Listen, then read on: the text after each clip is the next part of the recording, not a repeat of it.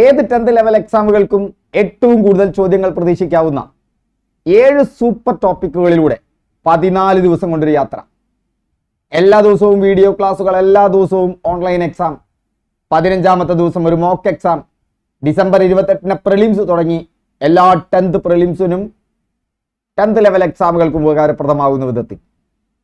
അത് കൂടാതെ കൂടുതൽ പഠിക്കണമെന്നുള്ളവർക്ക് ഏതെല്ലാം SCRT പാഠഭാഗങ്ങളാണ് അതുമായി കണക്ട് ചെയ്തിട്ടുള്ളത്, എങ്ങനെയാണ് മുൻകാല ചോദ്യങ്ങൾ പഠിക്കേണ്ടത്. അപ്പോൾ റെഡിയാവൂ. ഇന്നു മുതൽ തുടങ്ങുന്നു. ഇന്ന് ഭരണഘടനയിൽ നിന്ന് തുടങ്ങും. ഹായ് ഫ്രണ്ട്സ്, വിൻഡോജുവിൻ്റെ ഒരു പുതിയ ക്ലാസ്സിലേക്ക് സ്വാഗതം. ഞാൻ രഘുനന്ദനൻ എം. എല്ലാ പ്രാവശ്യവും പറയുന്നത് പോലെ ഒന്ന് ക്ഷമിച്ചിരിക്കുക. സബ്സ്ക്രൈബ് ചെയ്യാത്തവർ, പഴയ കുട്ടികളൊന്ന് ഫോർവേഡ് ചെയ്യുക. പുതിയ കുട്ടികൾ സബ്സ്ക്രൈബ് ചെയ്യാത്തവർ സബ്സ്ക്രൈബ് ചെയ്യുക, ബെല്ലൈക്കണിൽ ക്ലിക്ക് ചെയ്യുക.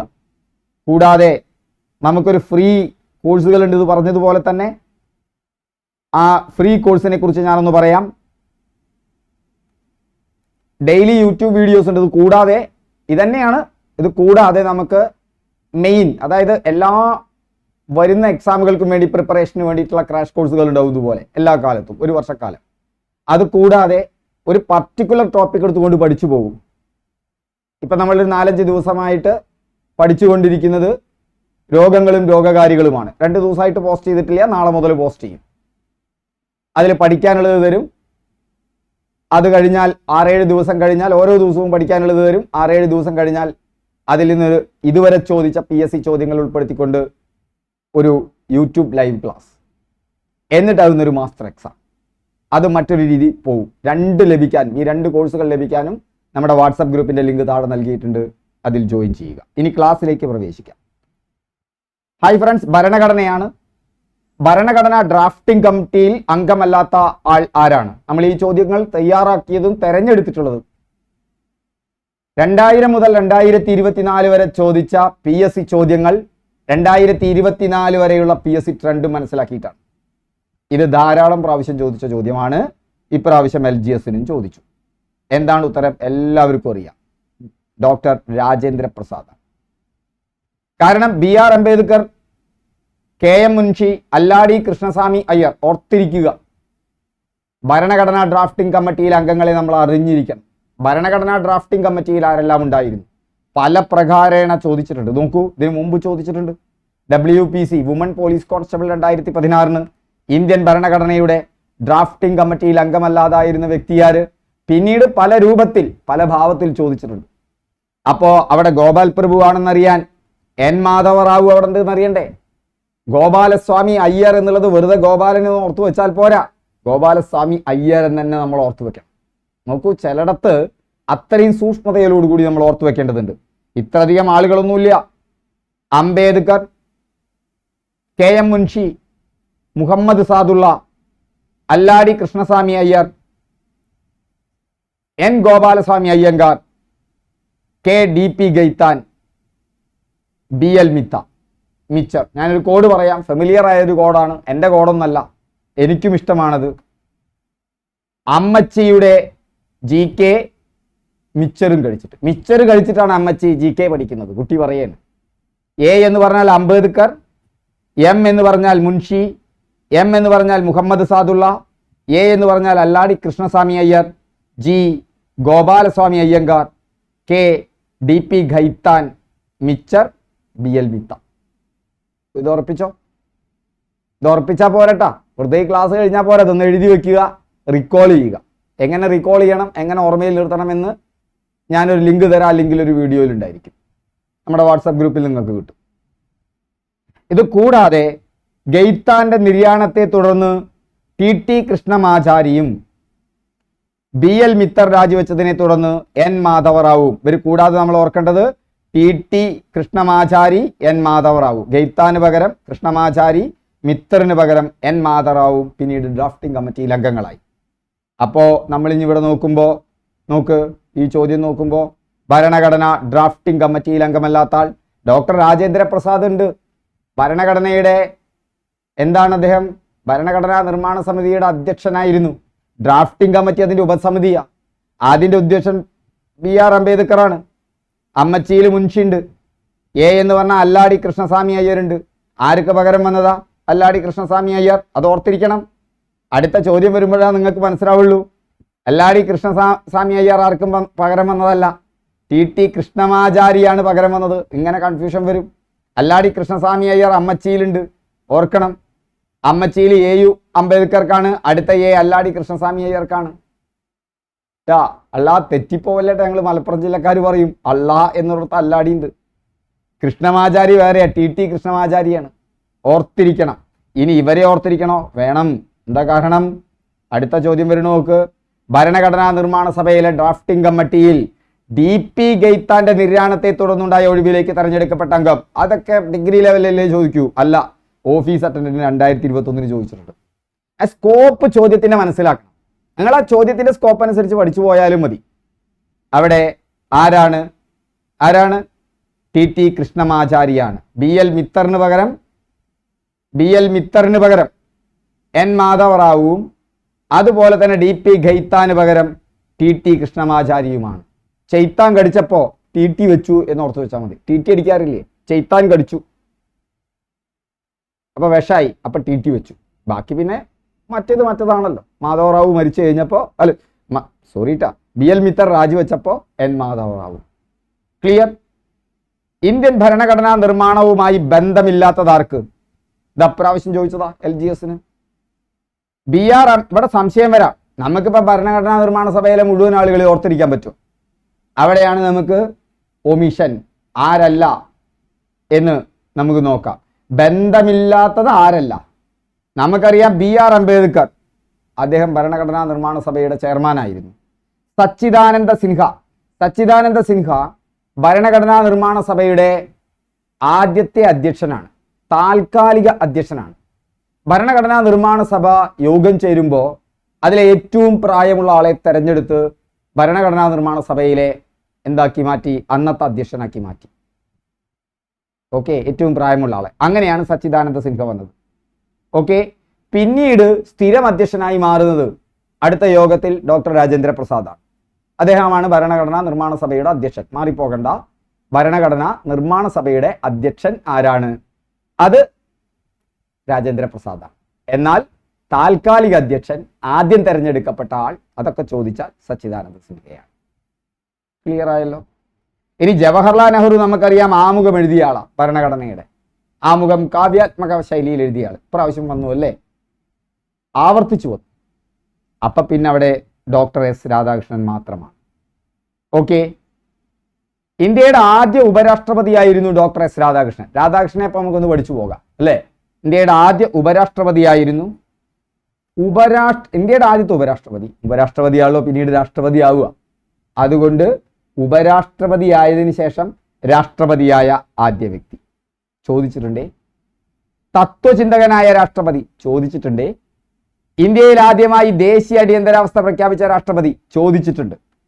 ആന്ധ്ര ബനാറസ് സർവകലാശാലകളിൽ വൈസ് ചാൻസലർ ആയിരുന്നു. ഓക്സ്ഫോർഡ് സർവകലാശാലകളിൽ പഠിക്കുകയും ചെയ്തിരുന്നു. ഓക്കെ, അത്യാവശ്യം നല്ല വിവരമുള്ള ആളായിരുന്നു ഓർക്കുക. അങ്ങനെ ഓർക്കണേനൊരു കാര്യം എന്താ വെച്ചാൽ, വൈസ് ചാൻസലറൊക്കെ പഠിപ്പിക്കുന്ന ആളല്ലേ, അധ്യാപനത്തിൻ്റെ ഒരു ഭാഗമാണല്ലോ അല്ലേ? അവിടെ അഡ്മിനിസ്ട്രേഷനൊക്കെ ഉണ്ടെങ്കിലും. അതുകൊണ്ട് തന്നെ അധ്യാപക ദിനം അദ്ദേഹത്തിൻ്റെ ജന്മദിനമാണ്. സെപ്റ്റംബർ 5 അധ്യാപക ദിനം. ഒപ്പം ഓർത്തു വയ്ക്കുക, ഇപ്രാവശ്യം ചോദിച്ചു ഒക്ടോബർ 5 ലോക അധ്യാപക ദിനം. സെപ്റ്റംബർ 5 അധ്യാപക ദിനം. അങ്ങനെ ഈസി ആയിട്ട് ഓർത്തു വയ്ക്കാൻ പറ്റുന്ന കണക്റ്റഡ് ഫാക്ട്സ് അവിടെ വെച്ചിട്ടാണ് ബ്ലോക്ക് ചെയ്ത് വെക്കുക. അടുത്ത ചോദ്യത്തിലേക്ക് പോകാം. ഇന്ത്യൻ ഭരണഘടനയുടെ ഡ്രാഫ്റ്റിംഗ് കമ്മിറ്റി ചെയർമാൻ ആരായിരുന്നു? Simple, doctor BR Ambedkar.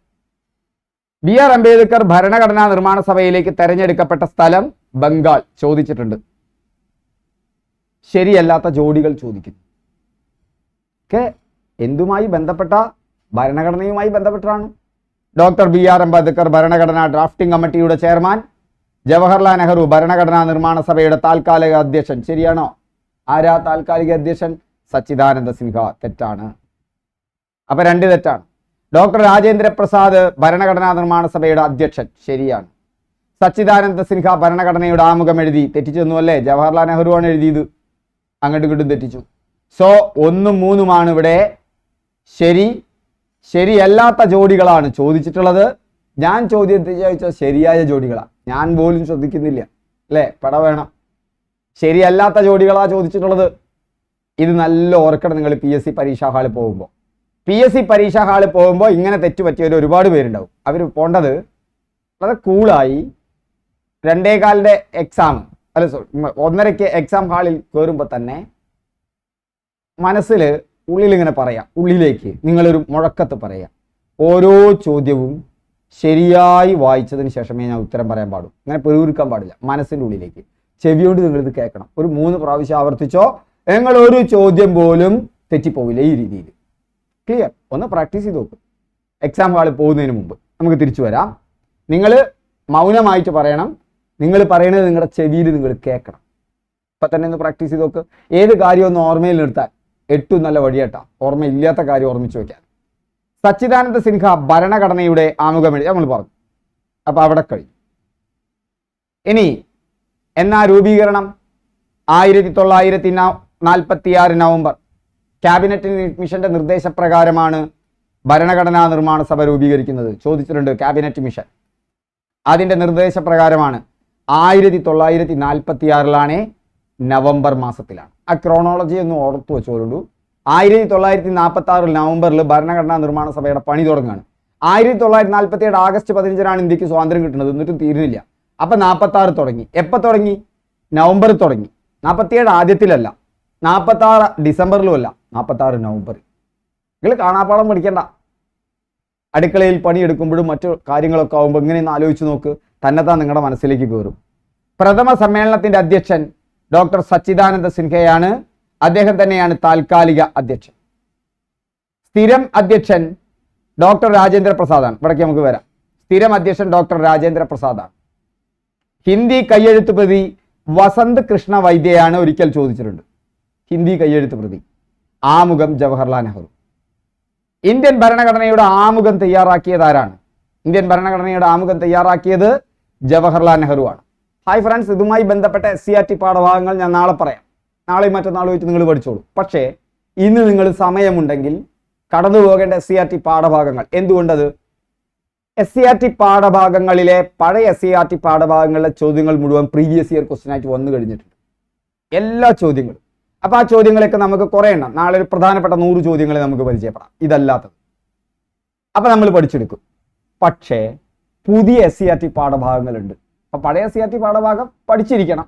പക്ഷേ പ്രീവിയസ് ഇയർ ക്വസ്റ്റ്യൻ ചെയ്യുന്നതോടുകൂടി അത് കവർ ചെയ്യാൻ ഈസി ആയിട്ട് കവർ ചെയ്യാൻ പറ്റും. പക്ഷെ പുതിയ SCRTയിൽ കുറച്ച് പാഠങ്ങൾ വന്നിട്ടുണ്ട്. അതിൽ നിങ്ങൾക്ക് വളരെ ഈസി ആയിട്ട് പഠിച്ചെടുക്കാവുന്നതും ചോദ്യങ്ങൾ പ്രതീക്ഷിക്കാവുന്നതുമാണ്. അതിൽ ലക്ഷ്യപ്രമേയം ഒന്ന് വിശദമായി പറഞ്ഞിട്ടുണ്ട്. 5, 7, 9 ക്ലാസ്സിലെ പാഠഭാഗങ്ങളാണ് മാറിയിട്ടുള്ളത്. എല്ലാ പാഠഭാഗങ്ങളെയും കുറിച്ച് ഞാൻ നാളെ പറഞ്ഞുതരാം. ലക്ഷ്യപ്രമേയത്തിൽ നിന്ന് പഠിക്കേണ്ട ചില പാഠങ്ങളും ഞാൻ പറയാം. ലക്ഷ്യപ്രമേയത്തിൽ നിന്ന് ഭരണഘടനയിലേക്ക് എന്ന് പറയുന്നു. പുതിയ 7ാം ക്ലാസ് ആണോ 9ാം ക്ലാസ് ആണോ അങ്ങനെ ചോദിച്ചാൽ അറിയില്ല. ഞാനിപ്പോൾ അടുത്ത് ക്ലാസ് എടുത്തിട്ടുള്ളവർക്ക് പക്ഷേ കൺഫ്യൂഷൻ രണ്ടെണ്ണവും ഞാൻ എടുത്തിട്ടുണ്ട്. ലക്ഷ്യപ്രമേയം: ഭരണഘടനാ നിർമ്മാണ സഭ ഇന്ത്യ ഒരു സ്വതന്ത്ര പരമാധികാര റിപ്പബ്ലിക്കായി തീർക്കുവാനും അതിനായി ഒരു ഭരണഘടന തയ്യാറാക്കാനുമുള്ള ഗൗരവമേറിയ ദൃഢനിശ്ചയം പ്രഖ്യാപിക്കുന്നു. ഞാൻ കഴിഞ്ഞ ക്ലാസ്സിൽ തന്നെ പറഞ്ഞിട്ടുണ്ട്, ഇങ്ങനെ ഒന്ന് വരുമ്പോൾ നിങ്ങളിതിൽ അറിയാത്ത വാക്കുകൾ നിങ്ങൾ നോക്കണം. നിങ്ങൾ വിചാരിക്കും റിപ്പബ്ലിക് എനിക്കറിയാം, പലർക്കും അറിയണ്ടായിരിക്കില്ല. നിങ്ങൾ പരമാധികാര റിപ്പബ്ലിക്, നിങ്ങൾ ചോദിക്കണം റിപ്പബ്ലിക് എന്താണ്? ഒരു ചോദ്യം നിങ്ങളിപ്പോൾ ഉത്തരം കാണാൻ പോകണ്ട, ഞാൻ പറഞ്ഞിട്ടുണ്ട്. പിന്നീട് ഇതുമായി ബന്ധപ്പെട്ടൊരു ചോദ്യം വരുമ്പോൾ അപ്പം നോക്കിയാൽ മതി. അതിനായി ഒരു ഭരണഘടന തയ്യാറാക്കാനുമുള്ള ഗൗരവമേറിയ ദൃഢനിശ്ചയം പ്രഖ്യാപിക്കുന്നു. ദൃഢനിശ്ചയം നിങ്ങൾക്കറിയാലോ. അപ്പം അത് നന്നായി കടന്നു പോകണം. ഇതൊക്കെയാണ് പ്രസ്താവന ടൈപ്പ് ചോദ്യമായി വരിക. ഭരണഘടനാ നിർമ്മാണ സഭ ഇത് SCRTയിൽ വന്നുകൊണ്ട് ഇന്ത്യ ഒരു സ്വതന്ത്ര പരമാധികാര റിപ്പബ്ലിക് തീർക്കുവാനും അതിനായിട്ടാണ് ഒരു ഭരണഘടന. അപ്പം നമ്മുടെ ഭരണഘടന എന്തിനു വേണ്ടിയിട്ടാ? സ്വതന്ത്ര പരമാധികാര റിപ്പബ്ലിക്കിന് വേണ്ടിയിട്ടാണ്. ഒരു ചോദ്യം നിങ്ങൾ ചോദിക്കണം, ലക്ഷ്യപ്രമേയത്തിൽ ഭരണഘടന എന്തിനു വേണ്ടിയിട്ടാണ്? ക്വസ്റ്റ്യൻ ചോദിക്കണം. അപ്പം നിങ്ങൾ പറയണം, എന്നിട്ട് ഒരു സ്വതന്ത്ര പരമാധികാര റിപ്പബ്ലിക്കിന് വേണ്ടിയിട്ടാണ്. നിങ്ങൾ തന്നെ ഉത്തരം പറയും. സ്വതന്ത്ര പരമാധികാര ഇന്ത്യ എന്നത് പഴയ ബ്രിട്ടീഷ് പ്രദേശങ്ങൾ. ഞാൻ ഇതിനൊരു ഉദാഹരണം പറഞ്ഞട്ടെ, നിങ്ങൾക്കൊന്ന് ചോദ്യങ്ങൾ ഉണ്ടാക്കാൻ താല്പര്യമുണ്ടോ? ഇതിന് കമൻ്റ് ഇടണേ. നിങ്ങൾ ഈ സാധനം ഗൂഗിൾ ലെൻസ് ഉപയോഗിച്ച് നിങ്ങളൊന്ന് സ്കാൻ ചെയ്യുക. സ്കാൻ ചെയ്ത് കഴിഞ്ഞാൽ നിങ്ങൾക്ക് ഇതിന്റെ ടെക്സ്റ്റ് കിട്ടും. ആ ടെക്സ്റ്റ് എടുക്കുക, എന്നിട്ട് ജെമിനിക്ക് കൊണ്ടേ കൊടുക്കുക, അല്ലെങ്കിൽ ചാറ്റ് GPT കൊണ്ടേ കൊടുക്കുക, അവിടെ പേസ്റ്റ് ചെയ്യുക. എന്നിട്ട് ചാറ്റ് GPTയോട് പ്രോംപ്റ്റ് പറയുക, ഇതിൽ നിന്നും MCQ ചോദ്യങ്ങൾ ഉണ്ടാക്കിക്കൊണ്ടാ ഞാൻ ആൻസർ ചെയ്യാം 1 by 1 ആയിട്ട് മലയാളത്തിൽ കേരള PSCക്ക് വേണ്ടിയിട്ട്. എനിക്ക് തെറ്റിയാൽ അത് 5 പ്രാവശ്യം ആവർത്തിപ്പിക്കുക. നിങ്ങളൊന്ന് ചെയ്തോക്ക്, എക്സൈറ്റിംഗ് ആവും റിസൾട്ട്. ഒപ്പം കൊടുത്തോ, ഒരു ചോദ്യത്തിന് 1 മാർക്ക് തരിക, തെറ്റായ ചോദ്യത്തിന് 0.33. ഒന്നും കൂടി പറയാം, തെറ്റായ ചോദ്യങ്ങൾ വീണ്ടും 5 പ്രാവശ്യം ആവർത്തിച്ച് തരണം. 10 ചോദ്യങ്ങൾ പറഞ്ഞോ, പഠിച്ചാണ്ട് പോയിട്ടുണ്ടാവും. ഓക്കെ, സമയമുള്ളവർ ചെയ്താൽ മതിട്ടാ. സ്പീഡിൽ നല്ല റിവിഷനൊക്കെ സ്പീഡിൽ നടക്കുന്നവർ ഇപ്പം ചെയ്യണ്ട. ഇതിൻ്റെ മുകളിലൊന്നും വല്ലാതെ കെട്ടിക്കളിക്കും വേണ്ട. ഒരു പഠനത്തിനിടയിൽ നമുക്കൊരു രസകരമായ ഒരു ആക്ടിവിറ്റി. സ്വതന്ത്ര പരമാധികാര ഇന്ത്യ എന്നത് പഴയ ബ്രിട്ടീഷ് ഇന്ത്യൻ പ്രദേശങ്ങൾ, ഇന്ത്യൻ സംസ്ഥാനങ്ങൾ, ഇന്ത്യൻ യൂണിയന്റെ ഭാഗമാകാൻ തയ്യാറുള്ള ബ്രിട്ടീഷ് ഇന്ത്യക്ക് പുറത്തുള്ള മറ്റു ഭാഗങ്ങൾ എന്നിവയുടെ ഒരു യൂണിയൻ ആയിരിക്കും. ഓർത്തു വെക്കണം, സ്വതന്ത്ര പരമാധികാര ഇന്ത്യ എന്നത് പഴയ ബ്രിട്ടീഷ് ഇന്ത്യൻ പ്രദേശങ്ങൾ, ബ്രിട്ടീഷുകാർ നിലവിലുണ്ടല്ലോ ഇവിടെ ആ സമയത്ത്, അപ്പൊ അവര് നേരിട്ട് ഭരിച്ചിരുന്ന പ്രദേശങ്ങൾ. ഇപ്പൊ മലബാർ പോലെ, ഞങ്ങളുടെ മലബാർ പോലെ അവിടെ ബ്രിട്ടീഷുകാർ നേരിട്ടാണ് ഭരിച്ചിരുന്നത്. ശ്രീരംഗപട്ടണം ഉടമ്പടിയുടെ ഭാഗമായി ടിപ്പു സുൽത്താന്റെ കയ്യിൽ നിന്നാണ് ബ്രിട്ടീഷുകാർക്ക് മലബാർ കിട്ടുന്നത്, മലബാർ ബ്രിട്ടന്റെ നേരിട്ടുള്ള നിയന്ത്രണത്തിൽ. എന്നാൽ തിരുവിതാംകൂറും കൊച്ചിയും അങ്ങനെയല്ല, അവിടെ രാജാക്കന്മാരുണ്ട്. ആ രാജാക്കന്മാര് ബ്രിട്ടീഷുകാരുടെ അധീനതയിലാണ്. ഇന്ത്യൻ സംസ്ഥാനങ്ങൾ ഇന്ത്യൻ യൂണിയന്റെ ഭാഗമാകാൻ തയ്യാറുള്ള ബ്രിട്ടീഷ് ഇന്ത്യക്ക് പുറത്തുള്ള മറ്റു ഭാഗങ്ങൾ എന്നിവയുടെ ഒരു യൂണിയൻ ആയിരിക്കും. ബ്രിട്ടീഷ് ഇന്ത്യയുടെ പുറത്തുള്ളതും കൂടിയിട്ടുള്ളതാണ്, അങ്ങനെയും കൂടി എഴുതി വെച്ചിട്ടുണ്ട്. ഇന്ത്യൻ യൂണിയൻ രൂപീകരിക്കുന്ന പ്രദേശങ്ങൾ സ്വയംഭരണ യൂണിറ്റുകളായിരിക്കും. ലക്ഷ്യപ്രമേയം പറയുന്ന കാര്യം ശ്രദ്ധിക്കണം. ഇന്ത്യൻ യൂണിയൻ രൂപീകരിക്കുന്ന പ്രദേശങ്ങൾ സ്വയംഭരണ യൂണിറ്റുകളായിരിക്കും. കൂടാതെ കേന്ദ്ര ഗവൺമെന്റിൽ നിക്ഷിപ്തമാകാതെയുള്ള എല്ലാ അധികാരങ്ങളും ചുമതലകളും അവയ്ക്ക് നൽകപ്പെടും. കേന്ദ്ര ഗവൺമെന്റിന് കുറച്ച് അധികാരങ്ങൾ ഉണ്ടായിരിക്കും. ഇത് കൂടാതെ ആ പ്രാദേശിക ഭരണകൂടങ്ങൾക്ക് മറ്റു ചില അധികാരങ്ങളും ഉണ്ടായിരിക്കും. സ്വതന്ത്ര പരമാധികാര ഇന്ത്യയുടെ എല്ലാ അധികാരങ്ങളും ജനങ്ങളിൽ നിന്നുമായിരിക്കും ഉത്ഭവിക്കുക. ഒരു ചോദ്യം വന്നാലോ, സ്വതന്ത്ര പരമാധികാര ഇന്ത്യയുടെ എല്ലാ അധികാരങ്ങളും എവിടെ നിന്നാണ്? എ പാർലമെന്റ്, ബി ജനങ്ങൾ, സി കോടതി, ഡി ജനാധിപത്യ വ്യവസ്ഥ. ഇങ്ങനെ കൺഫ്യൂഷൻ ആവുന്ന ഒരു സംഭവം തന്നു വിചാരിച്ചോളൂ. ഈ ചോദ്യം എവിടുന്നാ വരുന്നത്? SCERT ടെക്സ്റ്റ് ബുക്കിലാ. എവിടെന്നാ? ഇത് വായിച്ച ഒരാൾ മറുപടി പറയണം, ജനങ്ങളിൽ നിന്ന്. അതാണ് ഞാൻ പറഞ്ഞത്, ചോദ്യം ഉത്തരവ് ഉണ്ടാക്കണം. ഇന്ത്യയിലെ എല്ലാ ജനങ്ങൾക്കും സാമൂഹികവും സാമ്പത്തികവും രാഷ്ട്രീയവുമായ നീതി. ഓർക്കണം കേട്ടോ, സാമ്പത്തികമായ നീതിയുണ്ട്, സാമൂഹികമായ നീതിയുണ്ട്, രാഷ്ട്രീയമായ നീതിയുണ്ട്. അതുപോലെ തന്നെ പദവി സമത്വം, അവസര സമത്വം, നിയമത്തിന് മുമ്പിലുള്ള, കാണാനില്ലെങ്കിൽ പറയണട്ടാ, കമന്റ് പറഞ്ഞു, അടുത്ത ക്ലാസ്സിൽ ഞാൻ വലുതാക്കി തരുന്നുണ്ട്. നിയമത്തിന് മുമ്പിലുള്ള സമത്വവും കൂടാതെ നിയമത്തിനും പൊതുധാർമ്മികതയ്ക്കും വിധേയമായി സംസാരം, ആവിഷ്കാരം, വിശ്വാസം, ആരാധന, തൊഴിൽ, സംഘടനയും പ്രവർത്തനങ്ങളും എന്നീ മൗലിക സ്വാതന്ത്ര്യങ്ങളും ഉറപ്പാക്കുകയും ചെയ്യും. ഒരു ചോദ്യം, ഇങ്ങനെ SCERT നിങ്ങൾ അഡീഷണൽ ആയിട്ട് പഠിക്കുക. വേണ്ടാത്ത സാധനം വാരി വലിച്ച് പഠിക്കുന്നതിനപ്പുറത്ത് SCERT പഠിച്ചാൽ സാധ്യത കൂടുതലാണ് പുതിയ ചോദ്യങ്ങളിൽ SCERT ചോദ്യങ്ങൾ വരാൻ, അതും പുതിയ പാഠങ്ങളിൽ നിന്ന്. ആ ഭാഗം പറയുന്നു, 1946 ഡിസംബർ 13 ഭരണഘടനാ നിർമ്മാണ സഭയിൽ ജവഹർലാൽ നെഹ്റു അവതരിപ്പിച്ച ലക്ഷ്യപ്രമേയത്തിലെ ആശയങ്ങളാണ് മുകളിൽ കൊടുത്തിരിക്കുന്നത്. അപ്പൊ ലക്ഷ്യപ്രമേയം എന്നാണ് നെഹ്റു അവതരിപ്പിച്ചത് എന്ന് വളരെ മുൻകാലങ്ങളിൽ ചോദിച്ചിരുന്നു. ഈ അടുത്ത കാലത്ത് അങ്ങനത്തെ ഒരു ചോദ്യം 10th ലെവൽ എക്സാമുകൾക്ക് ഉണ്ടായിട്ടില്ല. പക്ഷേ ഈ ചോദ്യം വരാം. കാരണം എന്താ? പുതിയ SCERT പാഠഭാഗത്തിലുണ്ട്. പണ്ട് അതുണ്ടായിരുന്നില്ല. 1946 ഡിസംബർ 13 ഓർത്തിരിക്കുക, നെഹ്റു ലക്ഷ്യപ്രമേയം അവതരിപ്പിച്ചത്. ആ ലക്ഷ്യപ്രമേയമാണ് പിന്നീട് ആമുഖമായിട്ട് മാറുന്നത്. അപ്പൊ ലക്ഷ്യപ്രമേയം അവതരിപ്പിച്ചതാര്? ജവഹർലാൽ നെഹ്റു. ആമുഖം എഴുതിയതാര്? ജവഹർലാൽ നെഹ്റു. ഇതുമായി ബന്ധപ്പെട്ട് 10ാം ക്ലാസ്സിൽ നമുക്കൊരു പാഠമുണ്ട്. ഇതുമായി ബന്ധപ്പെട്ടതല്ല, സ്വാതന്ത്ര്യാനന്തര ഇന്ത്യ. അതിൽ ചില കാര്യങ്ങൾ പറയുന്നുണ്ട്. ഓർമ്മയുള്ളവര് ഒന്ന് ഇതിൽ കമന്റ് ആയിട്ട് എഴുതാൻ പറ്റുമോ? ജവഹർലാൽ നെഹ്റുവുമായി ബന്ധപ്പെട്ടും ഭരണഘടനാ നിർമ്മാണ സഭയുമായി ബന്ധപ്പെട്ടും ചില കാര്യങ്ങൾ അവിടെ ഉണ്ട്. ഓർമ്മയുള്ളവർ ഒന്ന് എഴുതാൻ പറ്റുമോ? ഓക്കെ. മൗലിക കടമകൾ ഇന്ത്യൻ ഭരണഘടനയിൽ എവിടെ നിന്നാണ് കടമെടുത്തത്? പറ്റുമെങ്കിൽ ആ ഭാഗം ഒന്ന് പോയി നോക്കിക്കൊള്ളൂട്ടാ. മൗലിക കടമകൾ ഇന്ത്യൻ ഭരണഘടനയിൽ എവിടെ നിന്നാണ് കടമെടുത്തത്? മൗലിക കടമകൾ സോവിയറ്റ് യൂണിയനിൽ നിന്നാണ്. കടമെടുത്ത ഭരണഘടന, ബോറോവിഡ് കോൺസ്റ്റിറ്റ്യൂഷൻ എന്നാണ് ഇന്ത്യൻ ഭരണഘടനയെ പറയാ. ലോകത്തിലെ ഏറ്റവും വലിയ എഴുതപ്പെട്ട ഭരണഘടനയാണ്. അത് നിങ്ങൾ മനസ്സിലാക്കിയിരിക്കണം. ലോകത്തിലെ ഏറ്റവും വലിയ എഴുതപ്പെട്ട ഭരണഘടന. രണ്ട് ഭരണഘടന: എഴുതപ്പെട്ട ഭരണഘടന, എഴുതപ്പെടാത്ത ഭരണഘടന. അവിടെ കീഴ്വഴക്കങ്ങളാണ് അവിടെ ഭരണഘടനയായിട്ട് മാറുക. ലോകത്തിലെ ഏറ്റവും വലിയ എഴുതപ്പെട്ട ഭരണഘടനയാണ് ഇന്ത്യൻ ഭരണഘടന. പക്ഷേ ഇന്ത്യൻ ഭരണഘടന മറ്റു പല രാജ്യങ്ങളിൽ നിന്നും ആശയം കടമെടുത്തിട്ടുണ്ട്. ഓക്കെ, അവിടെ നിങ്ങൾ വ്യക്തമാക്കേണ്ടത് ഇന്ത്യൻ ഭരണഘടന ഏറ്റവും കൂടുതൽ കടമെടുത്തത് എവിടുന്നാ? ചിലർ പറയും USA, ചിലർ ബ്രിട്ടൻ എന്ന് പറയാം.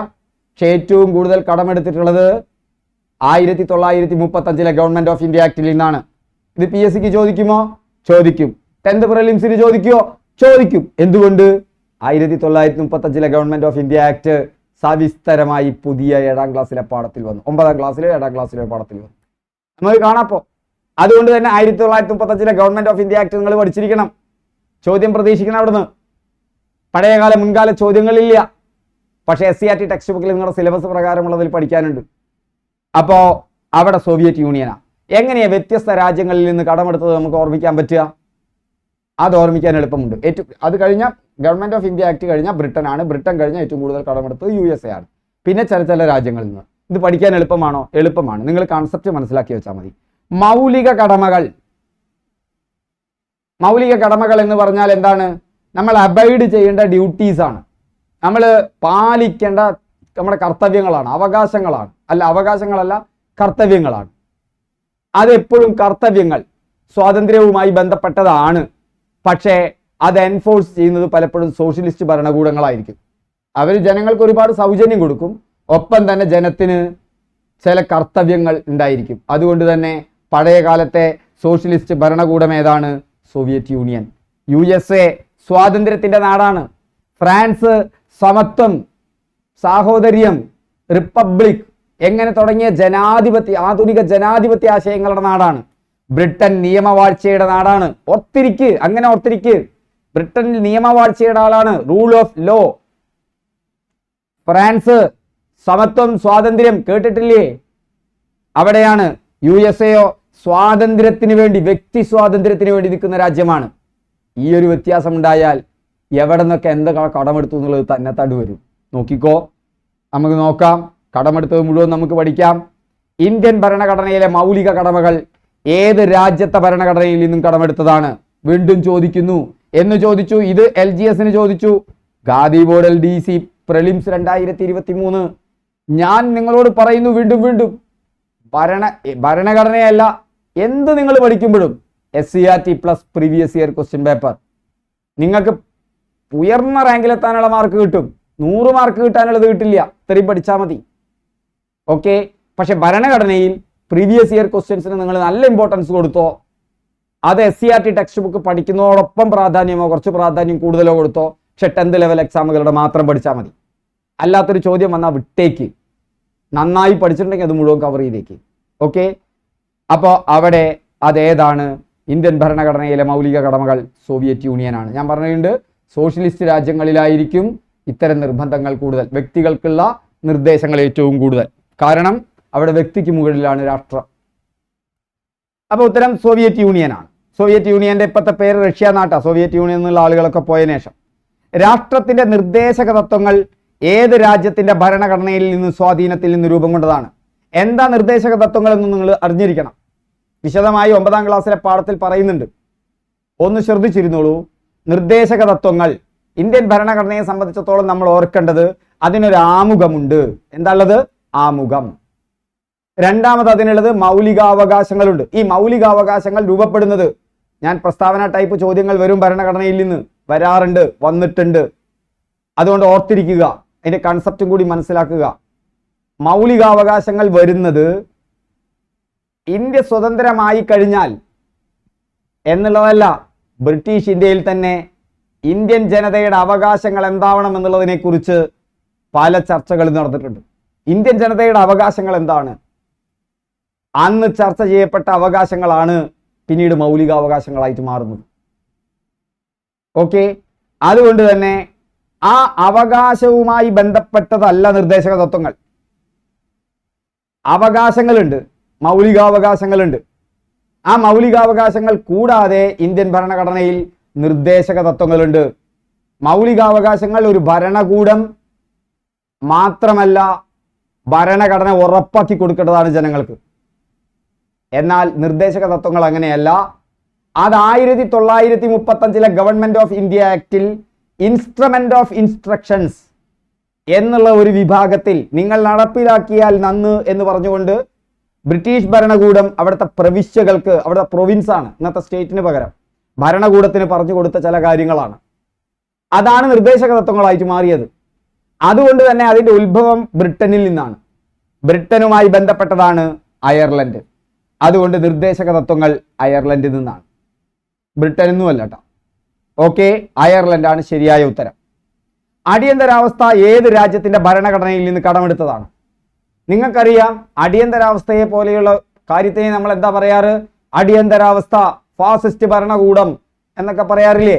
ഫാസിസവും നാസിസവും എവിടുന്നാ കടന്നു വരുന്നത്? അത് ജർമ്മനിയിൽ നിന്നാണ്. അപ്പോ അവിടെ ഉത്തരം നമുക്ക് എളുപ്പമായിട്ടൂടെ ജർമ്മൻ ഭരണഘടന. ഒരു ചരിത്രബോധം ഉണ്ടായാൽ പോരെ?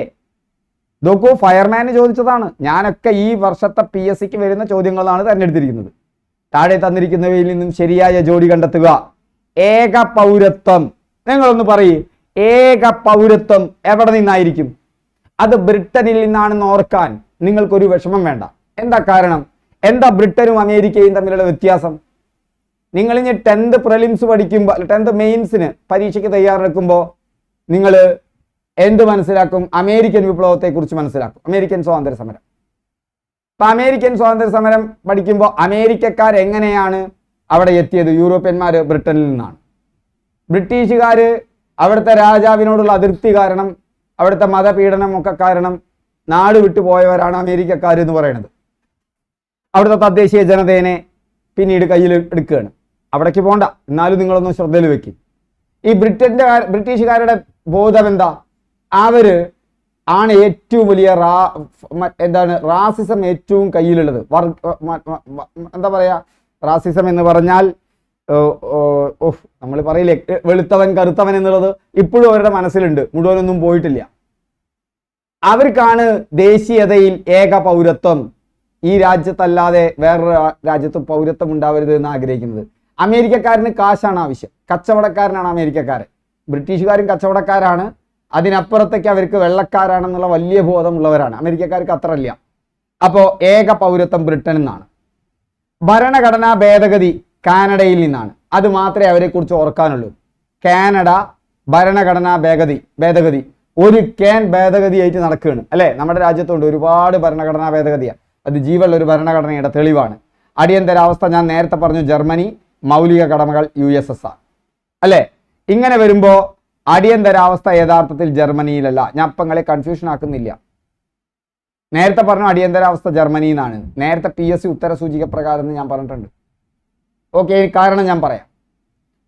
ഇത് അടിയന്തരാവസ്ഥ എങ്ങനെ തരുമ്പോ ഇവിടെ ജർമ്മനി തെറ്റാണ്, എന്നാൽ ജർമ്മനി എന്നുള്ള ഉത്തരം മുൻകാലത്ത് വന്നിട്ടുണ്ടേനി. ഓക്കെ, ഏക പൗരത്വം ബ്രിട്ടനാണ്. അപ്പൊ നിങ്ങൾക്ക് കൺഫ്യൂഷൻ ഉണ്ടാവും എങ്ങനെ ഉത്തരം വരികയെന്ന്. ഏക പൗരത്വം ബ്രിട്ടൻ ആണെന്നും മൗലിക കടമകൾ USSR ആണെന്നും ഉറപ്പിക്കുക. അത് രണ്ടും ശരിയാണ്. ഇവിടെ വേറെ രാജ്യത്തിനും കൂടി പങ്കാളിത്തമുണ്ട്, ഞാൻ പറയാം. അപ്പൊ അങ്ങനെ വരുമ്പോ നമ്മൾ നോക്കൂ, ഭരണഘടനാ ഭേദഗതി കാനഡയിൽ നിന്നാണോ? അല്ല. ഒരു ഭരണഘടനാ ഭേദഗതി ഉണ്ടോ? ഇല്ല. പിന്നെന്താ ഞാൻ അങ്ങനെ പറയാനുള്ള കാരണം? പറയാം. അപ്പൊ അങ്ങനെ വരുമ്പോ 1ഉം 4ഉമാണ് ഇവിടുത്തെ ഉത്തരം വരിക. ആ 1ഉം 4ഉം ഇവിടെ ഉള്ളൂ. ഇവിടെ 1, 3, 4 ഉണ്ട്. അത് ഭരണഘടനാ ഭേദഗതി നിങ്ങളിപ്പോ കാണും, കാനഡയിൽ നിന്നല്ല എന്നുള്ളത്. പരീക്ഷ beat forest officer. Okay, Indian ഭരണഘടന കടമെടുത്ത ആശയങ്ങളുമായി ബന്ധപ്പെട്ട ശരിയായ പ്രസ്താവന ഏത്? നിർദ്ദേശക തത്വങ്ങൾ നമ്മൾ പഠിച്ചു, അയർലൻഡ് ശരി. സ്വാതന്ത്ര്യം, സമത്വം, സഹോദര്യം ഫ്രഞ്ച് ഭരണകൂടത്തിന്റെ ഫ്രഞ്ച് സ്വാതന്ത്ര്യ സമരത്തിന്റെ മുദ്രാവാക്യം, അതുകൊണ്ട് അമേരിക്ക എന്നുള്ളത് തെറ്റ്. നിയമവാഴ്ച എപ്പോഴും ആലോചിക്കുക, ബ്രിട്ടീഷുകാർ ആ കാര്യത്തിൽ പക്കയാണ്. നിയമം നടപ്പിലാക്കുന്ന കാര്യത്തിൽ നിയമവാഴ്ചയിൽ അവർക്ക് വലിയ വിശ്വാസമാണ്. അതുകൊണ്ടാണ് വാറൻ ഹേസ്റ്റിംഗ് സുപ്രീം കോടതി സ്ഥാപിക്കുന്നുണ്ട്. ബംഗാൾ ഗവർണർ ജനറൽ ആയിരുന്ന വാറൻ ഹേസ്റ്റിംഗ് നടത്തിയ പ്രധാനപ്പെട്ട ഒരു കാര്യമാണ് സുപ്രീം കോടതി. കാരണം അവർക്ക് നിയമത്തിൽ വലിയ വിശ്വാസമാണ്. കണക്ട് ചെയ്യ്, വാറൻ ഹേസ്റ്റിംഗ് റവന്യൂ ബോർഡും അതുപോലെ തന്നെ ഇതൊക്കെ മുൻകാല 10th ലെവൽ എക്സാമുകൾക്ക് ചോദിച്ചിട്ടുണ്ട്. വാറൻ ഹേസ്റ്റിംഗ് ആയിരുന്നു ആദ്യത്തെ ബംഗാൾ ഗവർണർ ജനറൽ. ആദ്യത്തെ ബംഗാൾ ഗവർണർ ആരായിരുന്നു? റോബർട്ട് ക്ലൈവ് ആയിരുന്നു. ഓക്കെ, ആദ്യത്തെ Bengal governor general Warren Hasting ആയിരുന്നു. ഇപ്പൊ ബ്രിട്ടൻകാർ ഭരണം നടത്തുന്നതിനൊപ്പം തന്നെ അവർ നിയമവാഴ്ചയിലും ശ്രദ്ധിച്ചിരുന്നു. അതുകൊണ്ട് നിയമവാഴ്ചയുടെ നാട് ഏതാണ്? ബ്രിട്ടനാണ്. അപ്പൊ ഇത് ശരി, ഇത് തെറ്റ്, ഇത് ശരി. 1 ഉം 3 ആണ് ശരി. ഏതാ ഓപ്ഷൻ 1 ഉം 3 ഉം? C 1 and 3. പരീക്ഷ LD data entry operator 2023. Indian ഭരണഘടനയിലെ റിപ്പബ്ലിക് എന്ന ആശയം കടമെടുത്തിരിക്കുന്നത് ഏത് രാജ്യത്തിന്റെ ഭരണഘടനയിൽ നിന്നാണ്? റിപ്പബ്ലിക് എന്നൊരു പുസ്തകം എഴുതിയതാരാ? ഒന്ന് കമന്റ് ചെയ്യ്. ഏത് രാജ്യക്കാരനാ അയാള്? ഏത് സ്വാതന്ത്ര്യ സമരവുമായി ബന്ധപ്പെട്ടതാ? ഫ്രാൻസ്. റിപ്പബ്ലിക് ഒക്കെ ആധുനിക ജനാധിപത്യ ആശയങ്ങൾ പലതും ഫ്രാൻസിലെ സ്വാതന്ത്ര്യ സമര മുന്നേറ്റത്തിൽ നിന്നാണ് ലോകത്തെമ്പാടും പരക്കുന്നത്. അമേരിക്കയ്ക്കുമുണ്ട്, പക്ഷെ അമേരിക്കയിൽ റിപ്പബ്ലിക് എന്നുള്ള ആശയമൊന്നുമില്ല. ഫ്രാൻസ് ആണ് അതിനെക്കുറിച്ച് തത്വാധിഷ്ഠിതമായി ചർച്ച ചെയ്തത്. ഓക്കെ, അമേരിക്കയല്ല. അമേരിക്ക അവരുടെ ആവശ്യത്തിന് അടിസ്ഥാനത്തിലാണ് ചർച്ച ചെയ്തത്. അതുകൊണ്ട് അവിടെ ഫ്രാൻസ് എന്ന ഉത്തരം നമുക്ക് ഈസി ആയിട്ട് കിട്ടും. Woman civil excise officer. ഇന്ത്യൻ ഭരണഘടനയിലെ സമത്വം, സ്വാതന്ത്ര്യം, സമത്വം, സാഹോദര്യം ഏതാ? ഫ്രാൻസിലെ ഭരണഘടന അല്ലെ ഫ്രഞ്ച് വിപ്ലവത്തിന്റെ മുദ്രാവാക്യങ്ങളാ. അതുകൊണ്ട് സമത്വം എവിടെ പോയി? ഫ്രാൻസ്. ഭരണഘടന മറ്റ് രാജ്യങ്ങളിൽ നിന്ന് കടമെടുത്തത് 1935 ഗവൺമെന്റ് ഓഫ് ഇന്ത്യ ആക്ട്. നല്ല ശ്രദ്ധിക്കണം. അതിൽ നിന്നാണ് നിർദ്ദേശക തത്വങ്ങൾ ശരിക്കും വരുന്നത്. അയർലൻഡ് എന്നും സ്വീകരിച്ചിട്ടുണ്ട്. ഇൻസ്ട്രുമെന്റ്സ് ഓഫ് ഇൻസ്ട്രക്ഷൻ ആണ് നിർദ്ദേശക തത്വങ്ങളായി മാറുന്നത്. ഗവർണറുടെ പദവി, പബ്ലിക് സർവീസ് കമ്മീഷൻ, ഫെഡറൽ കോടതി. ഇത് 3 മക്കളെ ഓർക്കാൻ എന്താ ബുദ്ധിമുട്ട്? UPSC ഉണ്ടായത് ആരുടെ കാലത്താ? നിങ്ങൾ ആലോചിക്ക്. സ്വാതന്ത്ര്യാനന്തര ഇന്ത്യക്ക് മുമ്പ് എന്തുണ്ട്? ബ്രിട്ടീഷുകാരുടെ കാലത്ത് PSC ഉണ്ട്. സ്റ്റേറ്റ് PSC ഉണ്ടോ? അതുണ്ട്. അതിന് കാരണമായ ഒരു പ്രക്ഷോഭമുണ്ട്. ഒന്ന് കമന്റ് ചെയ്യ്. PSC രൂപീകൃതമാകാൻ കാരണമായ ഒരു പ്രക്ഷോഭമുണ്ട്. UPSCയും സ്ഥാപിതമാകുന്നുണ്ട്. പിന്നീടാണത് UPSC ആയി മാറുന്നത്. പബ്ലിക് സർവീസ് കമ്മീഷനും സ്ഥാപിതമാകുന്നുണ്ട് ബ്രിട്ടീഷുകാരുടെ കാലഘട്ടത്തിൽ തന്നെ. അപ്പൊ അത് ഏതിൽ നിന്നായിരിക്കും? അന്നുണ്ടാവുന്ന ആക്ട് ഏതാ? 1935 government of India act. Governor പദവി നിങ്ങൾക്ക് അറിയാലേ? Governor general, governor. ബംഗാളിലെ ഗവർണർ ജനറൽ. ഗവർണർ ജനറൽ പോയിട്ട് വൈസ്രോയി കഴിഞ്ഞിട്ട് പിന്നെയും ഗവർണർ ജനറൽ. കേൾക്കുമ്പോ തന്നെ ഗവർണർ എന്നുള്ള പരിപാടി എവിടുന്ന? 1935 government of India act. Public service commission എവിടെയാ? 1935 ഗവൺമെന്റ് ഓഫ് ഇന്ത്യ ആക്ട്. ഇവിടെ വന്നിട്ട് അവർ നടപ്പിലാക്കിയ കോടതികളുണ്ട്, ഫെഡറൽ കോടതികൾ. അതും 1935 ഗവൺമെന്റ് ഓഫ് ഇന്ത്യ ആക്ട്. എന്തിനാ അവിടെ കോഡ്? പോതില്ലേ കാര്യം. ഇനി നോക്കൂ, ബ്രിട്ടൻ പാർലമെന്ററി ജനാധിപത്യമല്ല അവിടത്തെ, പാർലമെന്ററി ജനാധിപത്യം. അതെന്താണെന്ന് നിങ്ങൾക്ക് ഞാൻ പറയാം. ആ ടെക്സ്റ്റ് ബുക്ക് ഒന്ന് വായിച്ചാൽ ഈസി ആയിട്ട് മനസ്സിലാവും. പാർലമെന്ററി ജനാധിപത്യം, ഏക പൗരത്വം, നിയമവാഴ്ച, പാർലമെന്റോട് ബന്ധപ്പെട്ടതല്ലേ ക്യാബിനറ്റ്, മന്ത്രിസഭ, ക്യാബിനറ്റ് സമ്പ്രദായം, പാർലമെന്റുമായി ബന്ധപ്പെട്ടതല്ലേ രാഷ്ട്രത്തലവൻ. യെസ്, നിയമവാഴ്ചയുമായി ബന്ധപ്പെട്ടതല്ലേ റിട്ടുകൾ. മൗലികാവകാശങ്ങൾ സംരക്ഷിക്കാൻ വേണ്ടി കോടതിയിലെത്തിയ നിയമവാഴ്ചയായി. ക്ലിയർ ആവുന്നുണ്ടോ വ്യത്യാസം? അപ്പൊ റിട്ടുകൾ അവിടെ നിന്ന് ബ്രിട്ടനിൽ നിന്ന്. മൗലികാവകാശങ്ങളല്ല, അത് വ്യക്തി സ്വാതന്ത്ര്യത്തിന്റെ ആൾക്കാരുടെ അടുത്തേക്കാ പോകേണ്ടത്. ഓക്കെ, ദ്വിമണ്ഡല സഭ പാർലമെന്റുമായി ബന്ധപ്പെട്ടതല്ലേ, തെരഞ്ഞെടുപ്പ് സമ്പ്രദായം പാർലമെന്റുമായി ബന്ധപ്പെട്ടതല്ലേ. എവിടെ പ്രയാസം ഓർത്തിരിക്കാൻ? ചിലത് കൺസെപ്റ്റ് ബേസ് ചെയ്ത് പഠിക്കുക, ചിലത് കഥകൾ ഉണ്ടാക്കി പഠിക്കുക. എല്ലാറ്റിനും ഒരു സ്പൂൺ എടുക്കരുത്. ക്ലിയർ ആവുന്നുണ്ടോ? ഓക്കെ, അപ്പൊ പാർലമെന്ററി ജനാധിപത്യം, ഏക പൗരത്വം, നിയമവാഴ്ച, ക്യാബിനറ്റ് സമ്പ്രദായം, രാഷ്ട്രത്തലവൻ, റിട്ടുകൾ, ദ്വിമണ്ഡല സഭ, തെരഞ്ഞെടുപ്പ് സമ്പ്രദായം, ഇതൊക്കെ ബ്രിട്ടനാണ്. ഇനിയോ യുണൈറ്റഡ് സ്റ്റേറ്റ്സ് ഓഫ് അമേരിക്ക, ആമുഖം, മൗലികാവകാശങ്ങൾ, സ്വതന്ത്ര നീതിന്യായ വ്യവസ്ഥ. അതാ സ്വാതന്ത്ര്യം വന്നു. സ്വതന്ത്ര നീതിന്യായ വ്യവസ്ഥ. നോക്കൂ, നിയമവാഴ്ച വേറെ, നീതിയും വേറെ. നീതിയും നിയമവും തമ്മിൽ വ്യത്യാസമുണ്ട്. ബ്രിട്ടീഷുകാരിൽ നിങ്ങൾ നീതി പ്രതീക്ഷിക്കേണ്ട, നിയമം പ്രതീക്ഷിക്കാം. ക്ലിയർ ആവുന്നുണ്ടോ? നിയമവാഴ്ചയും വേണം, നീതിയും വേണം ഒരു രാജ്യത്ത്. അത് സ്വതന്ത്രമായിരിക്കണം. എന്താ സ്വതന്ത്രമായിരിക്കുക? ഗവൺമെന്റിന്റെ 3 ഘടകങ്ങളുണ്ട്. ആ രണ്ട് ഘടകങ്ങളിൽ നിന്ന് സ്വതന്ത്രമായത്. അത് നിങ്ങൾ പഠിച്ചെടുക്കാനുള്ള വഴി പറഞ്ഞുതരാം. സ്വതന്ത്ര നീതിന്യായ വ്യവസ്ഥ, സ്വാതന്ത്ര്യം അമേരിക്ക, അവകാശം അമേരിക്ക, കോടതി തന്നെ നടത്തുന്ന റിവ്യൂസ്. ഇതാ ഈ ഭരണഘടനയിലെ എല്ലാ കാര്യങ്ങളും ശരിയാണോ? അങ്ങനെ റിവ്യൂ നടത്തുമ്പോൾ ആമുഖത്തെ ആശ്രയിച്ചിട്ടാണ് റിവ്യൂ നടത്തുക. അത് നിങ്ങൾ ഡിഗ്രി ലെവലിൽ പഠിക്കും. ഒരൊറ്റ കാര്യം മനസ്സിലാക്കിയാൽ മതി. ജുഡീഷ്യൽ റിവ്യൂ എന്ന് പറയുന്നത് പാർലമെന്റ് പാസാക്കുന്ന ഭരണഘടനാ ഭേദഗതികൾ ഭരണഘടനാനുസൃതമാണോ എന്ന് നോക്കുന്ന പരിപാടിയാണ് ജുഡീഷ്യൽ റിവ്യൂ. അത് നിങ്ങൾ അറിഞ്ഞിരിക്കണം. പാർലമെന്റിന് ഭരണഘടന ഭേദഗതി ചെയ്യാം. അങ്ങനെ പാർലമെന്റ് ഭേദഗതി ചെയ്യുമ്പോൾ അത് ഭരണഘടനാനുസൃതമാണോ എന്ന് പരിശോധിക്കുന്ന ഏർപ്പാടാണ് ജുഡീഷ്യൽ റിവ്യൂ. ഭരണഘടനാനുസൃതമാണോ എന്ന് ചോദിച്ചാൽ ഭരണഘടനയുടെ അടിസ്ഥാന തത്വങ്ങൾ എവിടെയാ പറയണത്? ആമുഖത്തിൽ. ആമുഖം എന്ന് പറഞ്ഞാൽ എത്രയാ? ഒരൊറ്റ ചെറിയ പേജ്. ഒറ്റ പേജ് മാത്രമുള്ള ഭരണഘടന ഏതാ? അമേരിക്കൻ ഭരണഘടന. കയ്യിലായി പോകുന്നില്ലേ? ആമുഖം ഒരൊറ്റ പേജ്. അതിലുണ്ട് നമ്മുടെ അടിസ്ഥാന തത്വം. ഭരണഘടനയുടെ അടിസ്ഥാന തത്വം ആമുഖത്തിലാണ്. ആ ആമുഖത്തിനനുസരിച്ചിട്ടാണോ ഭരണഘടനാ ഭേദഗതി? ഇതാ പരിശോധിക്കപ്പെടും. ഓക്കെ, പോന്നു. Judicial review America. ലിഖിത ഭരണഘടന, എഴുതപ്പെട്ട ഭരണഘടനയാണ്. ലോകത്തിലെ ആദ്യത്തെ എഴുതപ്പെട്ട ഭരണഘടന ഏതാ? അമേരിക്കയുടെ. ഒറ്റ പേജേ ഉള്ളൂ. ഏറ്റവും ചെറിയ ഭരണഘടനയാണ്. ഒറ്റ പേജേ ഉള്ളൂ. ഓക്കെ, വൈസ് പ്രസിഡന്റ് നമ്മളിവിടെ കണ്ടു.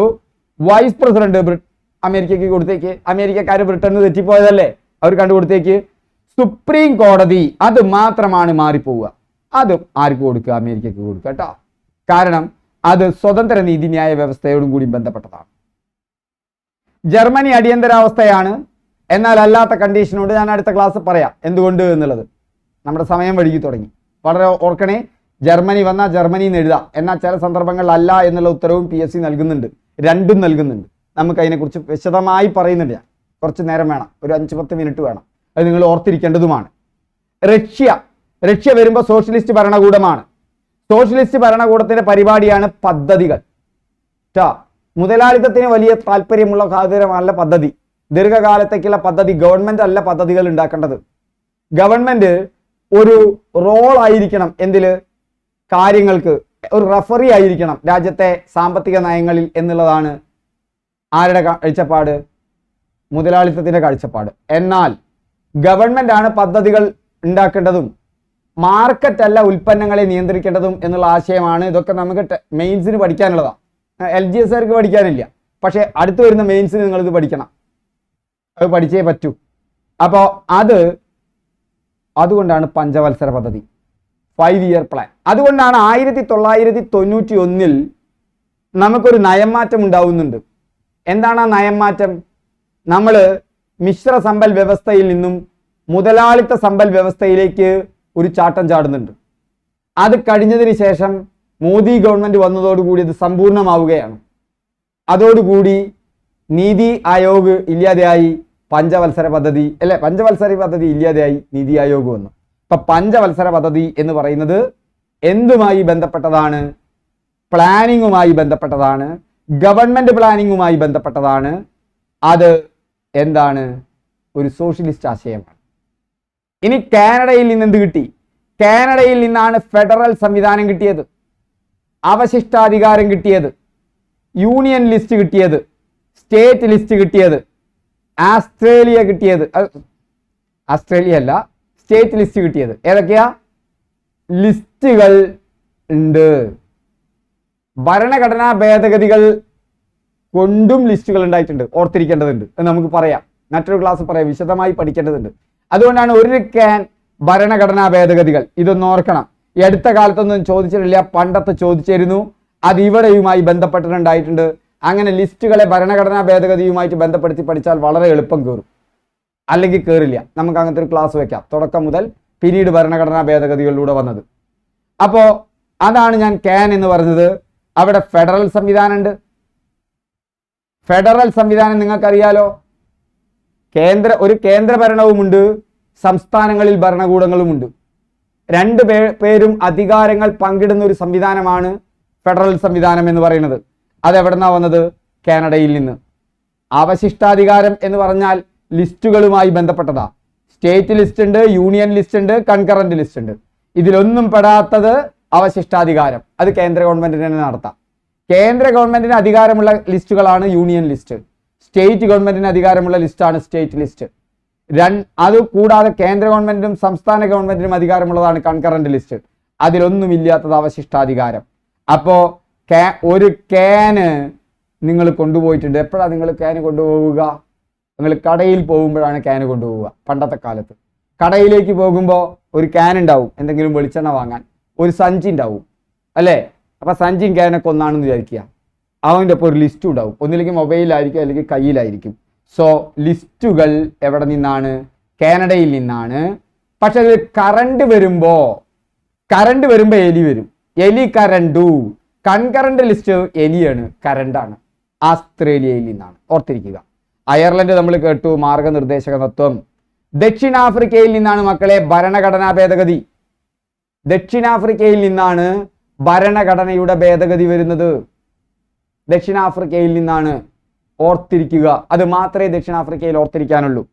ഫ്രാൻസ്, റിപ്പബ്ലിക്, സ്വാതന്ത്ര്യം, സമത്വം, സഹോദര്യം. നിങ്ങൾ ചെയ്യേണ്ടത് സാമൂഹ്യശാസ്ത്രം സ്റ്റാൻഡേർഡ് 7 ഭരണഘടന വഴിയും വഴികാട്ടിയും എന്ന് പറയുന്ന ഒരു ഭാഗമുണ്ട്. ആ ഭാഗം നിങ്ങളൊന്ന് പ്രത്യേകം നോക്കണം. വളരെ ഒരു 1-1.5 മണിക്കൂർ ഉണ്ടെങ്കിൽ അതൊന്ന് പഠിച്ചു തീർക്കാം. ഓരോ ഒറ്റപ്രദക്ഷിണം ആദ്യം നിങ്ങൾ പഠിക്കുമ്പോൾ ആദ്യം അതിന്റെ ഹെഡിങ്സിലൂടെ പോവുക. ഞാനൊന്ന് പറയുന്നത് പോലെ കേൾക്ക്. ഓരോ ഹെഡിങ്സിനും നിങ്ങളൊരു ചോദ്യം ഉണ്ടാക്കുക. അതിന്റെ ഓരോ ഹെഡിങ്സിനും നിങ്ങളുടെ വക ഒരു ചോദ്യം. ആ ചോദ്യങ്ങൾ എഴുതി വെക്കുക. ഒരു 5 മിനിറ്റ് കൊണ്ട് സർവേ കഴിഞ്ഞു, ചോദ്യങ്ങൾ എഴുതി വെച്ചു. ഇനി ഇപ്പൊ നിങ്ങളുടെ തലച്ചോറ് റെഡിയായി ആ ചോദ്യങ്ങളെ സ്വീകരിക്കാൻ. ഇനി ആ ചോദ്യങ്ങൾക്കുള്ള ഉത്തരം കണ്ടെത്തുക. ഉത്തരം കണ്ടെത്തുമ്പോൾ പാരഗ്രാഫ് കണ്ട അതിൽ നിന്ന് നിങ്ങൾ വീണ്ടും ചോദ്യങ്ങൾ ചോദിക്കുക. ഉത്തരം നിങ്ങൾ തന്നെ പറയുക. അങ്ങനെ പഠിച്ചു പോയാൽ 1-1.5-2 മണിക്കൂർ കൊണ്ട് ആ പാഠത്തിലൂടെ കടന്നു പോകും. നിങ്ങളുടെ അടുത്തൊരു നോട്ട് ഉണ്ടാവും. പിന്നെ നോട്ട് നോക്കി പഠിച്ചാൽ മതി. ഓക്കെ. ഭരണഘടനയുടെ മുൻഗാമി എന്ന് പറയുന്ന അതിലൊരു ഭാഗമുണ്ട്. ബ്രിട്ടീഷുകാർ 1935 പാസാക്കിയ ഗവൺമെന്റ് ഓഫ് ഇന്ത്യ ആക്ട് എന്ന നിയമസംഹിതയാണ് റിപ്പബ്ലിക് ആവും വരെ നമ്മുടെ രാജ്യം പിന്തുടർന്നത്. റിപ്പബ്ലിക് ആവുന്നത് 1950 ജനുവരി 26. എന്തുകൊണ്ടാണ് നമ്മുടെ രാജ്യം 1950 ജനുവരി 26 റിപ്പബ്ലിക് ആവുന്നത്? നമ്മുടെ രാജ്യത്ത് തെരഞ്ഞെടുക്കപ്പെട്ട ഒരു ഭരണത്തലവൻ, ജനങ്ങളാൽ തെരഞ്ഞെടുക്കപ്പെട്ട ഒരു ഭരണത്തലവൻ വരികയാണ്. ജനങ്ങളാൽ തെരഞ്ഞെടുക്കപ്പെട്ട ഒരു ഭരണത്തലവനുള്ള രാഷ്ട്രത്തെയാണ് റിപ്പബ്ലിക് എന്ന് പറയുന്നത്. അങ്ങനെ റിപ്പബ്ലിക്കായി മാറും വരെ നമ്മുടെ രാജ്യം പിന്തുടരുന്നത് 1935 പാസാക്കിയ ഗവൺമെന്റ് ഓഫ് ഇന്ത്യ ആക്ട് ആണ്. ഓർത്തിരിക്കണം കേട്ടോ. SCERT ടെക്സ്റ്റ് ബുക്കിൽ വന്നു. പണ്ടാണെങ്കിൽ അത്രമാത്രം കൊടുക്കണ്ട. നമ്മുടെ ഭരണഘടനയുടെ പല ആശയങ്ങളും വ്യവസ്ഥകളും ഈ നിയമത്തിൽ നിന്നാണ് എടുത്തിരിക്കുന്നത്. ഏറ്റവും കൂടുതൽ ഗവൺമെന്റ് ഓഫ് ഇന്ത്യ ആക്ട് എന്ന 1950 ജനുവരി 26 നമ്മുടെ ഭരണഘടന നിലവിൽ വന്നത്. എന്തെല്ലാമാണ് ആ 35ന്റെ സവിശേഷതകൾ എന്ന് ഈ പാഠഭാഗത്തിൽ കോളമിട്ട് പറയുന്നു. അതുകൊണ്ടാണ് ഞാൻ പറയുന്നത് ഓർത്തിരിക്കണമെന്ന്. 6 പ്രവിശ്യകൾ, ദ്വിമണ്ഡല സഭകൾ. 6 പ്രവിശ്യകൾ, ദ്വിമണ്ഡലങ്ങൾ, 321 വിഭാഗങ്ങൾ, 10 പട്ടിക. ഓർത്തുവെച്ചോ. ദുർബല വിഭാഗങ്ങൾ, സ്ത്രീകൾ, തൊഴിലാളികൾ എന്നിവർക്ക് പ്രത്യേക മണ്ഡലങ്ങൾ. കേന്ദ്രത്തിൽ ദ്വിമണ്ഡല സഭ. കേന്ദ്രത്തിനും അന്നത്തെ പ്രവിശ്യകൾക്കുമായി അധികാരം വിഭജിച്ചു. ഇതൊക്കെ തന്നെയാണ് ഏറെക്കുറെ നമ്മുടെ യൂണിയനും ഇന്നത്തെ സ്റ്റേറ്റും തമ്മിലുള്ള ബന്ധം. 1935 ഗവൺമെന്റ് ഓഫ് ഇന്ത്യ ആക്ട് വളരെ പ്രധാനപ്പെട്ടതാണ്. അപ്പോ ഭരണഘടനാ നിർമ്മാണത്തിലേക്ക് എന്ന് പറയുന്നു. 1946 അധികാര കൈമാറ്റം ചർച്ച ചെയ്യുന്നതിനായി ഇന്ത്യ സന്ദർശിച്ച ക്യാബിനറ്റ് മിഷന്റെ പ്രധാന നിർദ്ദേശങ്ങളിൽ ഒന്നായിരുന്നു സ്വതന്ത്ര ഇന്ത്യക്കായുള്ള ഒരു നിയമസംഹിത. ഈ ലക്ഷ്യം മുൻനിർത്തിയാണ് ഭരണഘടനാ നിർമ്മാണ സഭ രൂപീകൃതമായത്. ക്യാബിനറ്റ് മിഷനാണ് ഭരണഘടനാ നിർമ്മാണ സഭയ്ക്ക് കാരണമായത്. ഓർത്തിരിക്കുക. 1946 ഭരണഘടനാ നിർമ്മാണ സഭയുടെ സവിശേഷതകൾ അവിടെ പറയുന്നുണ്ട്. നിർമ്മാണ കാലയളവ് 2 വർഷം 11 മാസം 17 ദിവസം. ഓർത്തിരിക്കണം. മുൻകാലങ്ങളിൽ ചോദിച്ചിട്ടുണ്ട്, ഇനി ചോദിക്കാൻ സാധ്യത കൂടുതലാണ്. പ്രീവിയസ് ഇയർ ക്വസ്റ്റ്യനിൽ വന്നു.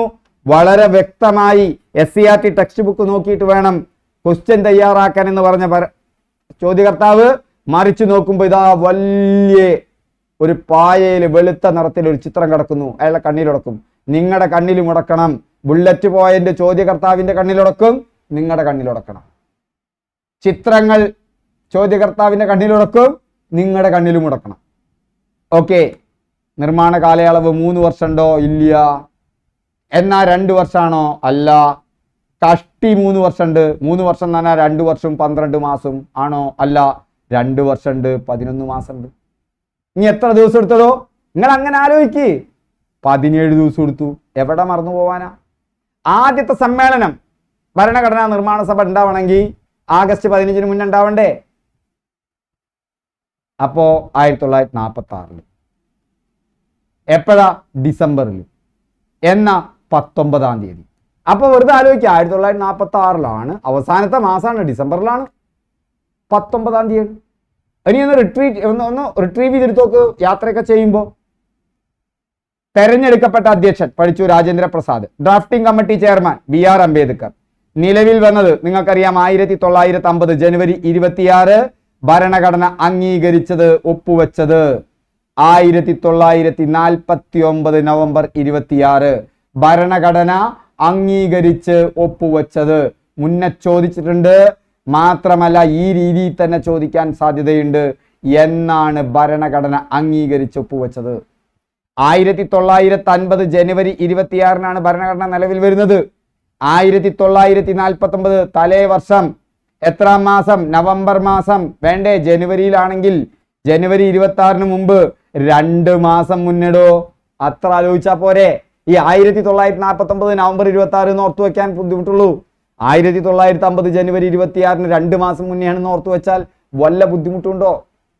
പലതരത്തിൽ ആലോചിച്ച് വെക്ക്. Memories are connections. അസോസിയേറ്റ് ചെയ്ത് ഓർത്തു വെക്ക്. നിലവിലുള്ള ഒന്നിനോട് കണക്ട് ചെയ്ത് പഠിക്ക്.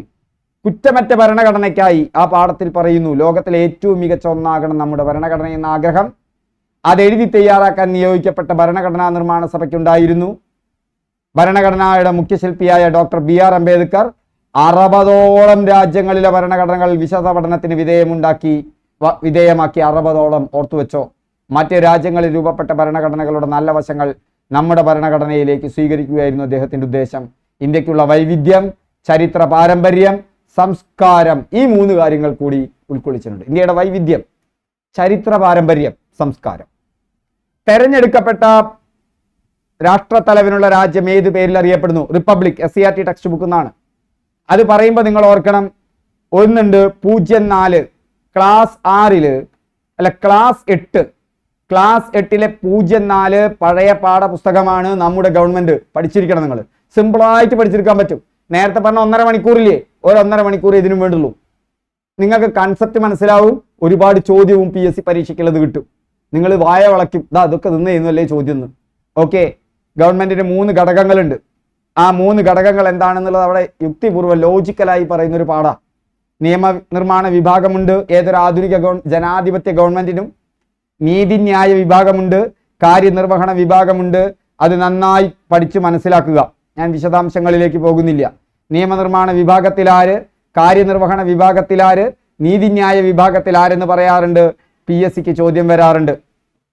സാമൂഹ്യശാസ്ത്രം ഭാഗം 1 സ്റ്റാൻഡേർഡ് 9 ഇന്ത്യൻ ഭരണഘടനയിലെ അധികാര വിന്യാസം. ഈ പാഠം പുതുതാണ്. 9ാം ക്ലാസ്സിൽ കടന്നു പോകണം. എല്ലാം കൂടി ഞാൻ ഒരു 6-7 മണിക്കൂറിന്റെ ഭാഗമേ നിങ്ങളോട് പറഞ്ഞിട്ടുള്ളൂ. ഇതിലൂടെ നിങ്ങളൊന്ന് കടന്നു പോകണം എക്സ്ട്രാ സമയമുണ്ടെങ്കിൽ. ഓക്കെ. ഇന്ത്യൻ പാർലമെന്റിന്റെ ഭാഗമായി ലോകസഭയുമായി ബന്ധമില്ലാത്ത പ്രസ്താവന. ഇത് SCERT ടെക്സ്റ്റ് ബുക്ക് നോക്കിയ ഒരാൾക്ക് ഈസി ആയിട്ട് കിട്ടും. SCERT ടെക്സ്റ്റ് ബുക്കിൽ ഞാൻ നേരത്തെ പറഞ്ഞ പാഠമുണ്ടല്ലോ, ആ പാഠത്തിൽ നിയമനിർമ്മാണ വിഭാഗം ഇന്ത്യയിൽ എന്ന് പറയുന്നുണ്ട്. അപ്പൊ നിങ്ങൾക്കറിയാം പാർലമെന്റിന്റെ പ്രധാന ചുമതല ഏതാണെന്നൊരു ചോദ്യം ഇത്തവണ PSC പരീക്ഷയ്ക്ക് വന്നു. ആ പാഠഭാഗം വായിച്ചു പോയ ഒരാൾക്ക് യാതൊരു സംശയവും ഉണ്ടാവില്ല. അത് 5ാം ക്ലാസ്സിലാണ്. ഈ പാഠം ഞാൻ പറയാൻ പോകുന്നത് നിയമനിർമ്മാണ വിഭാഗം ഇന്ത്യയിൽ എന്നുള്ളത് 6ാം ക്ലാസ്സിലെ പാഠമാണ്. ഇന്ത്യയുടെ 8ാം ക്ലാസ്സിലെ പാഠം. നിയമനിർമ്മാണ വിഭാഗം പാർലമെന്റ് എന്ന പേരിൽ അറിയപ്പെടുന്നു. രാഷ്ട്രപതിയും ലോക്സഭ, രാജ്യസഭ എന്നീ 2 സഭകളും ഉൾക്കൊള്ളുന്നതാണ് ഇന്ത്യയിലെ പാർലമെന്റ്. രാജ്യസഭ ഉപരിസഭയെന്നും ലോകസഭ അധോസഭയെന്നും അറിയപ്പെടുന്നു. 2 സഭകൾ ഉള്ളതിനാൽ ഇതിനെ ദ്വിമണ്ഡല നിർമ്മാണ സഭ എന്ന് വിളിക്കുന്നു. ഇനി നമുക്ക് ചോദ്യത്തിലേക്കൊന്ന് പോകാം. ജനങ്ങൾ ഇവിടെ ഒന്നും വരുന്നില്ല അല്ലേ? അവിടെ എത്തിയിട്ടില്ല, വരാൻ പോകുള്ളൂ. അധോസഭ മറ്റേ ഉപരിസഭയും പറഞ്ഞിട്ടില്ല. അധോസഭയാണ് പാർലമെന്റിലെ ലോക്സഭ കേട്ടോ, ഓർത്തിരിക്കുക. ഇനി അവിടേക്ക് വന്നിട്ടില്ല, നമ്മൾ വരാൻ പോകുന്നുണ്ട്. ഇവിടെ ഉണ്ട്. ലോക്സഭ ജനങ്ങൾ നേരിട്ട് തെരഞ്ഞെടുക്കുന്നു. ജനങ്ങൾ നേരിട്ട് തെരഞ്ഞെടുക്കുന്നു. ദാ അവിടെ എഴുതിയിരിക്കുന്നു, ജനങ്ങൾ നേരിട്ട് തെരഞ്ഞെടുക്കുന്നു. ജനങ്ങൾ നേരിട്ട് തെരഞ്ഞെടുക്കുന്ന അംഗങ്ങൾ. വളരെ അപൂർവം ചോദ്യങ്ങളാണ്, പ്രസ്താവന ടൈപ്പ് ചോദ്യങ്ങൾ SCRTക്ക് പുറത്തു വരാറ് മക്കളെ. വളരെ അപൂർവം ചോദ്യങ്ങൾ. പ്രസ്താവന ടൈപ്പ് ചോദ്യമാണോ അത് SCRT ബുക്കിൽ നിന്നായിരിക്കും. പരമാവധി ഇത് ബുള്ളറ്റ് പോയിന്റിൽ നിന്നോ ഇങ്ങനെ കട്ടിയിൽ എഴുതിയ ചിത്രങ്ങളിൽ നിന്നോ ആയിരിക്കും. ഓക്കെ, ഇനി അടുത്തത് നോക്കപ്പോ ജനങ്ങൾ നേരിട്ട് തെരഞ്ഞെടുക്കുന്ന അംഗങ്ങൾ. സംസ്ഥാനങ്ങളുടെ കൗൺസിൽ എന്നറിയപ്പെടുന്നത് ആരാ? ഇവിടെ പറയുന്നുണ്ട് സംസ്ഥാനങ്ങളുടെ കൗൺസിൽ എന്നറിയപ്പെടുന്നത് അത് രാജ്യസഭയാണ്. അപ്പൊ ലോക്സഭയുമായി ബന്ധപ്പെട്ടതല്ല. തെറ്റായില്ലേ? ഇത് ശരിയായില്ലേ? ഉപരാഷ്ട്രപതി അവിടെ തന്നെ പറയുന്നുണ്ട്, ഉപരാഷ്ട്രപതി അല്ല, ഉപരാഷ്ട്രപതി രാജ്യസഭയ്ക്കാണ് അധ്യക്ഷം വഹിക്കുന്നത്. തെറ്റ്. ജനപ്രതിനിധി സഭ എന്നറിയപ്പെടുന്നത് ലോക്സഭയാണ്. ഓക്കെ, അപ്പൊ ആ ഭാഗം ഒന്ന് നന്നായി വായിച്ചു പോവുക. അതിന്റെ PDF ഞാൻ തരണ്ട് കേട്ടോ. Okay, thank you all. വീണ്ടും നമുക്ക് നാളെ ഒരു 100-ലധികം ചോദ്യങ്ങൾ കേരള PSC ഭരണഘടനയുമായി ബന്ധപ്പെട്ട് ചോദിച്ച മുഴുവൻ നമുക്ക് കവർ ചെയ്യാൻ പറ്റില്ല ഈ ക്ലാസ്സുകളിൽ. അത് നിങ്ങൾക്ക് മറ്റ് ക്ലാസ്സുകളുമായി ബന്ധപ്പെട്ട് കാണുക. 14 ദിവസം കൊണ്ട് തീർക്കാനാണ് നമ്മൾ ഉദ്ദേശിച്ചിട്ടുള്ളത്. വളരെ പ്രധാനപ്പെട്ട ചോദ്യങ്ങളിലൂടെ കടന്നുപോകും. ഭരണഘടന എന്താ, ഭരണഘടനാ നിർമ്മാണ സഭ എന്താണ്, എങ്ങനെയാണ് ഇത് രൂപപ്പെട്ടത്, അതിന്റെ ചരിത്രം എന്താണെന്ന് വളരെ പെട്ടെന്ന് കടന്നു പോകുന്ന എന്നാൽ പ്രധാനപ്പെട്ട ചോദ്യങ്ങൾ ഉൾപ്പെടുത്തിക്കൊണ്ട് നാളത്തെ ക്ലാസ് പ്രതീക്ഷിക്കുക. ഇതിൽ നിന്ന് എക്സാം ഉണ്ടായിരിക്കും എല്ലാ ദിവസവും. നാളെ നിന്നൊരു എക്സാം ഉണ്ടായിരിക്കും. അപ്പൊ ഈ പാഠഭാഗങ്ങളെ ചോദ്യങ്ങളൊക്കെ ഞാൻ അതിൽ ഉൾപ്പെടുത്തും. ആ പാഠഭാഗമൊക്കെ ഒന്ന് പഠിച്ചു വരിക, ഇതിലെ ചോദ്യങ്ങളും പഠിക്കുക. Thank you all. വീണ്ടും നമുക്ക് നാളെ കാണാം.